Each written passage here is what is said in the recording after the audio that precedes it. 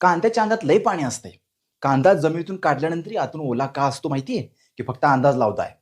थांबा सांगतो, व्हिडिओ शेवटपर्यंत पहा. कांदा काही साधा सुद्धा भाजीपाला नाही बरं का. त्याची खासियत आहे. पहिली खासियत म्हणजे तो कापताना तो आम्हाला रडवतो. हे वैज्ञानिक कारण सांगतो, व्हिडिओ शेवटपर्यंत पहा. अन्न आणि पाण्याचा साठा करून ठेवणारी वनस्पती असल्यामुळे त्याची खास रचना आहे. कांद्याच्या प्रत्येक थरामध्ये लाखो सूक्ष्म पेशी असतात आणि त्या पेशींमध्ये एक मोठी पाण्याची पिशवी असते. तिला विज्ञानात व्हॅक्युअल असं म्हणतात. ही व्हॅक्युअल पूर्णपणे पाण्याने भरलेली असते. व्हॅक्युअल हा शब्द समजला नसेल तर थोडक्यात सांगतो.